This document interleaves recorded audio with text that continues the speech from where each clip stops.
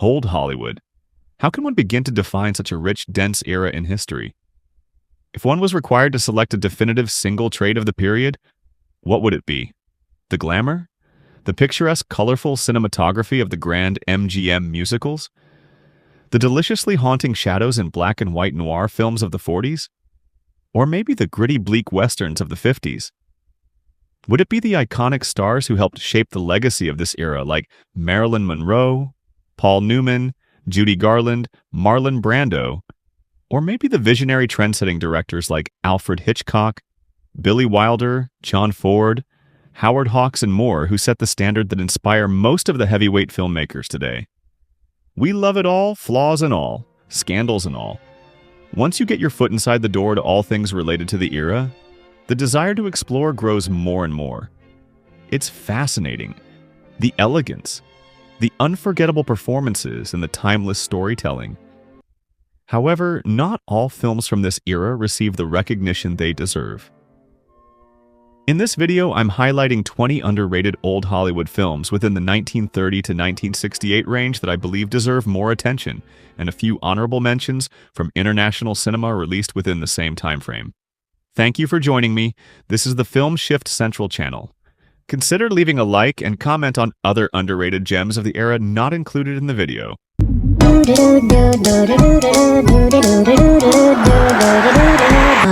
singing in the rain, just singing in the rain. What a glorious feeling, I'm happy again. 20. Sweet Bird of Youth, 1962. Directed by Richard Brooks.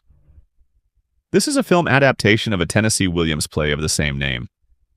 It's no surprise that I found it rather engaging. His signature, profound, and witty dialogue transfers perfectly from stage to screen. Other adaptations of Tennessee Williams plays, like A Streetcar Named Desire and Cat on a Hot Tin Roof, have continued to receive acclaim and recognition over the years. So I felt like this underrated gem was a perfect fit for this list. Although I love those two slightly more than this one, it's still great. It follows a fading movie star, played by Geraldine Page, who retreats to a small southern town with a much younger gigolo, played by the charming Paul Newman, who's hoping to reclaim his own lost glory. What follows is a tangled story of desperation, regret, and power plays. It's like watching a game of chess between the two, never knowing what they'll say or do next. What stood out for me are the performances. Geraldine Page gives what I truly think should have been an Oscar-winning performance. I actually prefer it slightly to the actual Best Actress winner that year, Anne Bancroft, who also did a wonderful job in The Miracle Worker. Honestly, that year's category was stacked, so I can't complain. Her chemistry with Paul Newman is electric. The way they play off each other is just magnetic. Give it a chance when you have time to spare. I had my picture on the cover of Life magazine. 19. A Letter to Three Wives, 1949, directed by Joseph L. Mankiewicz.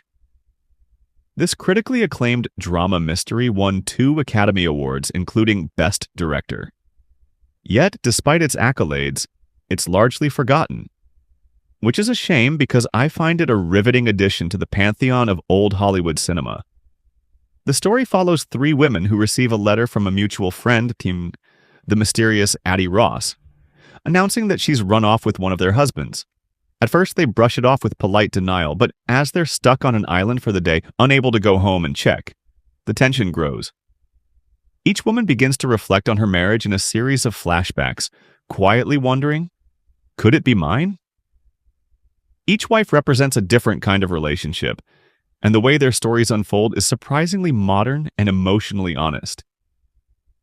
It becomes a sharp, compelling character study of love, insecurity, and unspoken resentment. The suspense is gripping, and the structure, jumping between past and present, is so cleverly written. I also really love the resolution at the end. It ties everything together beautifully without being too neat. Definitely worth a watch if you haven't seen it. Well, if that's her idea of a joke, she's extremely poor taste. If I ever catch up with that character, I'll... 18. The Court Jester, 1955. directed by Melvin Frank and Norman Panama. This film initially underperformed when it was released, but over the years it's become a cult favorite. Though, in my opinion, it's still underrated. It follows a bumbling carnival performer, played by the incomparable Danny Kaye, who becomes entangled in political intrigue after posing as a court jester in the royal court. Comedic, bright, and full of charm, this film pops with energy. The cinematography is gorgeous, and the musical numbers, though few, are catchy and unforgettable. The slapstick humor combined with clever wit and fast-paced wordplay are absolute highlights, as are the elaborate period costumes. There's a bit of fantasy and magic to it, too. That's an element I really love. The film will make you laugh at least once or twice, and the pacing is great, so it's a breeze to get through. Definitely one to check out, especially on a rainy day when you need something light and joyful. For your... No one snaps at the king. Don't you dare snap at me. I'll snap if I choose. Don't snap at me. 17. Compulsion, 1959. Directed by Richard Fleischer. Critically praised for its bold themes and powerhouse performances. Inspired by the real-life 1924 Leopold and Loeb case, the film follows Judd Steiner and Artie Strauss, two wealthy Chicago students played by Dean Stockwell and Bradford Dillman, who commit a cold, calculated murder just to prove they're intellectually superior. Orson Welles, the great director known for Citizen Kane, plays a small role as a defense attorney. The psychological tension runs deep, and Welles delivers an unforgettable courtroom monologue. What fascinated me even more was how the film navigated the limitations of the Hays Code, especially in portraying the complex relationship between Judd and Artie. Even with those restrictions, the subtext is there, and it's handled in a surprisingly thoughtful way. A chilling noir drama that's rich in character and mood. If you're into true crime or character-driven psychological thrillers, check this out. Black devil knows it. Did you get rid of the typewriter? Uh-huh. There's a pit out back where they bury all the entrails. Nobody'll go near that. 16. The World, the Flesh, and the Devil, 1959. Directed by Ranald McDougall. Received mixed reviews at the time, but was notable for its groundbreaking racial themes. Harry Belafonte plays Ralph Burton, a black man who emerges from a collapsed mine to find that a global catastrophe has wiped out most of humanity. He wanders through an empty New York until he meets Sarah Crandall, played by Inger Stevens, and later a third survivor, Benson Thacker, played by Mel Ferrer. What starts as a possible romance between Ralph and Sarah becomes strained by the unspoken racial taboos of the time. I was intrigued by Belafonte's performance, the emotion in his voice, the restraint, and the weight of what's not said. Even under the pressure of 1950s censorship, the film carries real power. Check this out if you're drawn to post-apocalyptic stories or exploration race and human connection in film. Do it yourself. I've done the best I can. I can't do any better. 15. Paris Blues, 1961. Directed by Martin Ritt. This film is praised for its jazz score and cast, though often considered light on plot. But I love the vibe, so that didn't bother me. Paul Newman plays Ram Bowen, and Sidney Poitier plays Eddie Cook, two American jazz musicians making a life in Paris. While performing, they meet two American tourists, played by Joanne Woodward and Diahann Carroll, leading to romance and self-reflection about race, identity, and commitment. This film is all about mood. The jazz scenes are electric, and I especially love the cameo from jazz legend Louis Armstrong. His presence fits seamlessly. Newman and Poitier are excellent, and the chemistry among the cast feels genuine. Though light on traditional plot, it's emotionally rich and steeped in a dreamy, jazz-soaked atmosphere. Seek this out if you love cool, atmospheric romances and classic jazz. How long have you been away from home? 5 years. You've never wanted to go back? No. You stick around Paris for a while and stretch a bit. Sit down for lunch somewhere without getting clubbed for it, and you'll wake up one day, look across the ocean, and you'll say, who needs it? 14. They Live by Night, 1948. directed by Nicholas Ray. Critically well-regarded and later hailed as a foundational noir classic. Farley Granger plays Bowie, a young fugitive who escapes from prison, and Kathy O'Donnell plays Kichi, the quiet woman who joins him on the run. As they try to escape their criminal past and start over, the world relentlessly closes in on them. The romance is intimate and believable, and Nicholas Ray fills the story with quiet tragedy. What really struck me is how beautiful this film looks. The cinematography is rich and lyrical, adding to the dreamlike tone. Please, mister, please. Everything about it, from the pacing to the performances, is hauntingly beautiful. You check it out if you're into doomed romance, early film noir, or beautiful black and white cinematography. I asked you where you were. Seeing a doctor. About what? The baby we're gonna have. Oh, that's just fine. That's all I need. You don't see me knitting anything. 13. A Star is Born, 1937. Directed by William A. Wellman. This film was the original version of the now iconic Hollywood tragedy. It stars Janet Gaynor as Esther Blodgett, a young woman chasing fame in Hollywood. With the help of Norman Maine, a washed-up actor played by Frederick March, she rises to stardom even as his own life and career fall apart. I've seen 3 versions of this story, Judy Garland's, Lady Gaga's, and this one. And honestly, the 1937 original is my favorite. It's more grounded, more focused on acting than music, which I actually prefer. Frederick March gives what I think is his best performance. Quietly devastating and incredibly human. And the beach scene? Unforgettable.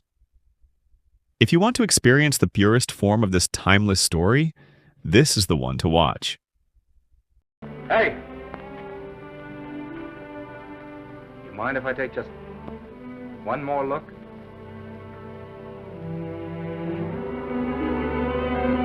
"12. The Sign of the Cross, 1932.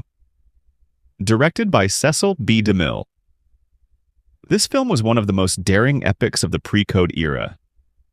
Set in ancient Rome, it follows Marcus Superbus, a Roman official played by Frederick March, who falls in love with Mercia, a devout Christian woman portrayed by Elissa Landi, during Nero's brutal reign. It's a lavish, dramatic film with bold religious and sensual imagery, far more provocative than most Hollywood films made just a few years later. The scale is grand, the visuals are striking, and the moral tension adds real weight. If you're interested in historical epics with early Hollywood edge, this film is a must-see. We're in great danger. Why? As long as you continue to live with these Christians. Perhaps you don't know what Christians really are. Command that you spare this girl! If she renounce, then justice can be merciful. Caesar, she will not renounce. Then she died. 11th. Seconds, 1966. Directed by John Frankenheimer. This film is about a man who gets a second chance, but not in the way you'd expect. John Randolph plays Arthur Hamilton, a middle-aged man who undergoes a mysterious procedure to become someone else. He reemerges as Tony Wilson, played by Rock Hudson, with a new face, new life, and total freedom. Or so it seems. Rock Hudson is incredible here, raw, haunted, and introspective. I love how meta it is, too. The film's themes of reinvention eerily parallel aspects of Hudson's own secret life, which adds a surreal weight to the story. It's visually disorienting and emotionally unsettling. Exactly what a psychological sci-fi film should be. If you're drawn to eerie, cerebral thrillers that stay with you, this one's for you. You see, it's so important. Joyce, you gotta change. 10. 1, 2, 3. 1961. Directed by Billy Wilder. This film was a fast-paced Cold War comedy that satirized politics, capitalism, and generational clashes, all at once. James Cagney plays C.R. McNamara, a Coca-Cola executive in West Berlin, who scrambles to cover up a scandal when his boss's daughter, played by Pamela Tiffin, impulsively marries a passionate young communist, played by Horst Buchholz. The energy is relentless. The dialogue snaps. Cagney delivers lines at lightning speed. There are so many Billy Wilder films I love. Sunset Boulevard, The Apartment, Double Indemnity. But this one isn't talked about nearly as much, and I really love it. If you're up for a chaotic, high-energy comedy with a razor-sharp script, give this one a go. He could use a haircut. And I'd like to give it to him myself with a hammer and sickle. Warmonger. Shut up, you punk. Don't you talk like that to my husband? He's not... 9. Merrily We Go to Hell, 1932. Directed by Dorothy Arzner. This film was initially met with mixed reviews, but is now praised for its progressive portrayal of gender roles and bold feminist themes. Sylvia Sidney plays Joan, a wealthy woman who marries Jerry, a charismatic but self-destructive alcoholic journalist, portrayed by Frederick March. As his addiction and infidelity spiral, she begins to reclaim her independence in a way that was radical for its time. Sylvia Sidney looks magnificent on screen. Her screen presence is truly magnetic. I loved her in City Streets as well, and she brings that same quiet strength here. The chemistry between her and March feels raw and lived in, and it's no surprise that this came from Dorothy Arzner, one of the only female directors working in Hollywood during the era. Check this out if you're drawn to early feminist dramas with strong performances and pre-code boldness. 8. Hell's a Poppin', 1941, directed by H.C. Potter. This film is about as wild and self-aware as a movie can get. A chaotic musical comedy that gleefully breaks the fourth wall and makes fun of its own existence. Starring Ole Olsen and Cheek Johnson, it tosses in slapstick, absurdity, dance numbers, and film-within-a-film madness with no interest in playing it straight. I love how completely over the top it is. The jokes come fast, the editing is unpredictable, and there's a meta playfulness that feels decades ahead of its time. It's like Looney Tunes exploded inside a movie script. And I mean that as a compliment. Are you with us, Ken? To the death!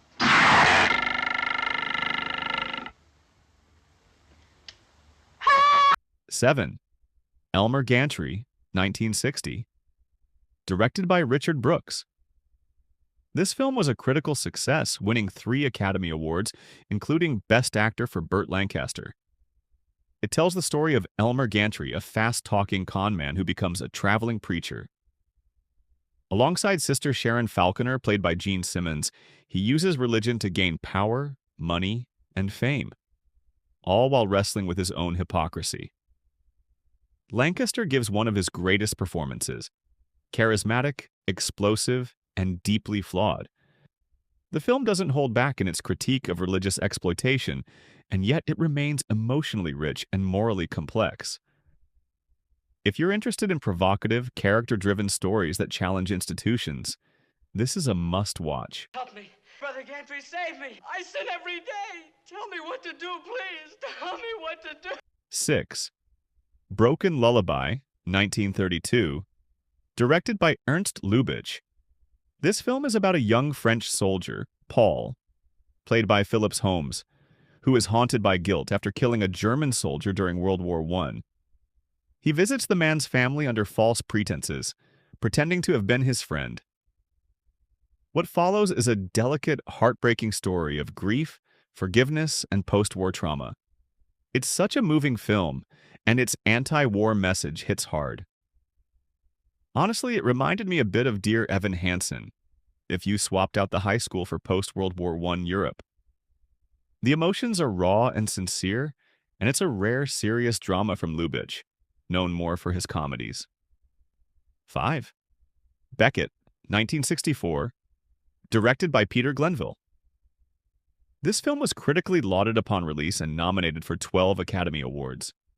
It tells the story of King Henry II, played by Peter O'Toole, who appoints his close friend Thomas Becket, portrayed by Richard Burton, as Archbishop of Canterbury.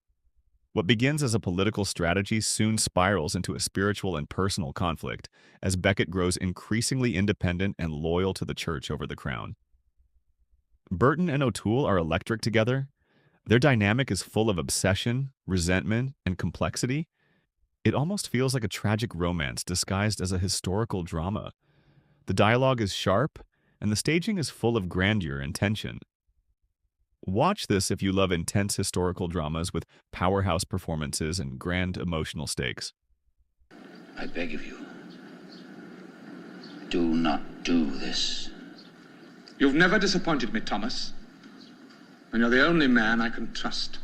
4. Desire, 1936. Directed by Frank Borzage. This film was well received at the time, but has been somewhat overshadowed by other pairings of Gary Cooper and Marlene Dietrich.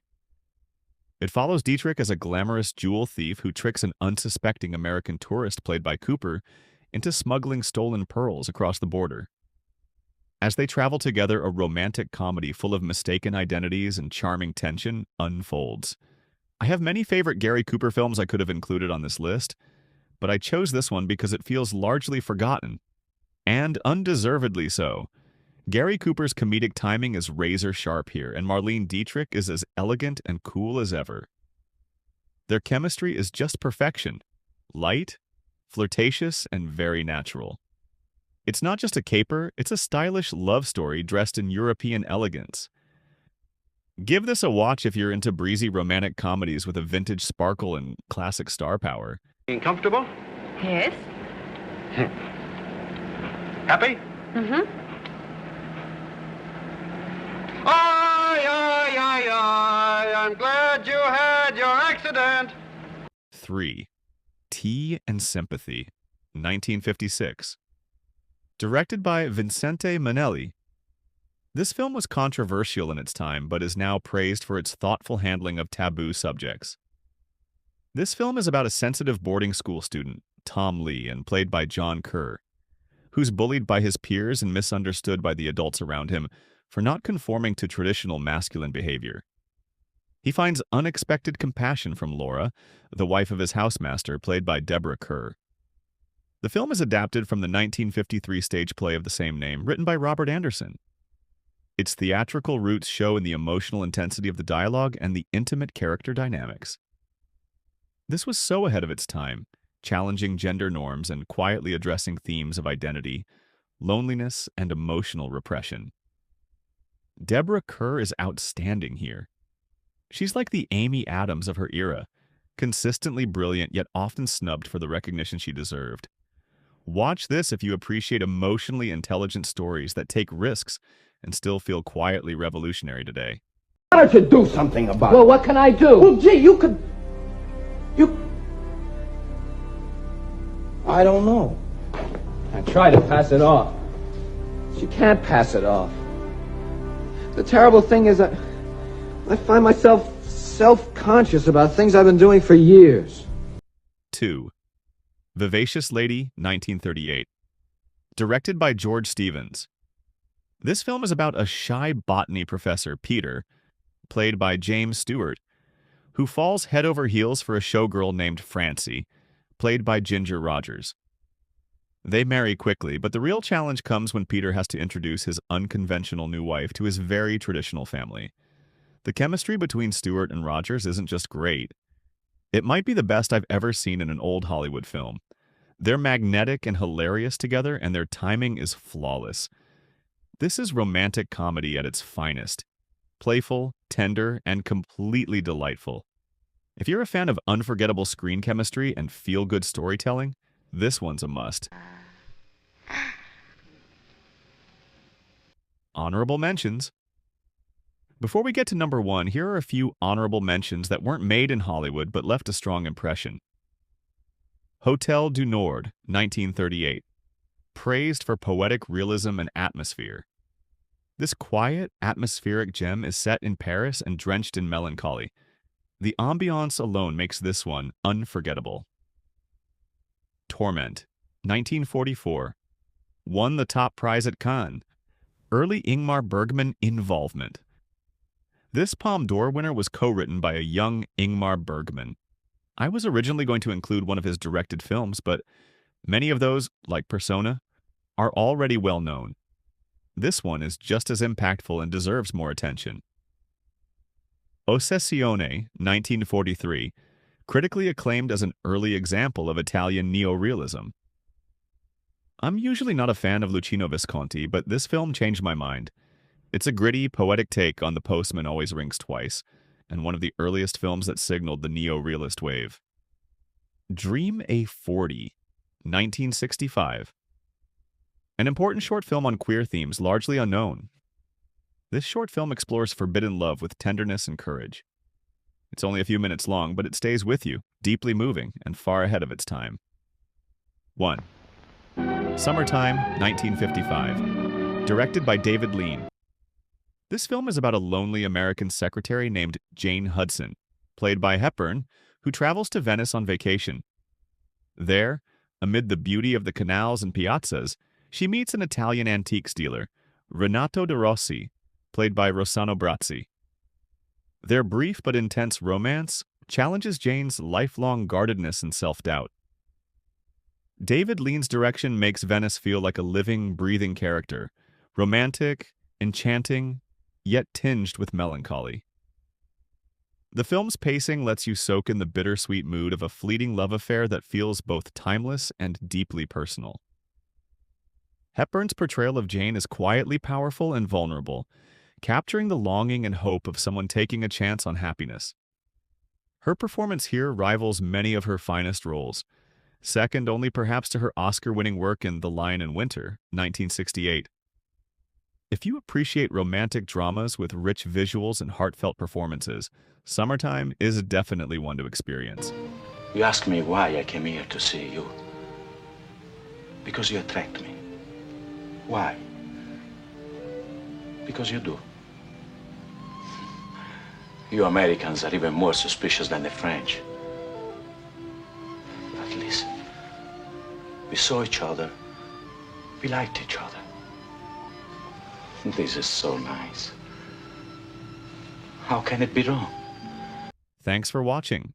If you enjoyed this list or discovered a new film to check out, feel free to leave a comment with your thoughts. Which underrated old Hollywood film do you think deserves more love? Well, take another example. If I'm going around with a girl and I don't like her anymore, I'm glad to get rid of her. But after I get rid of her, oh boy!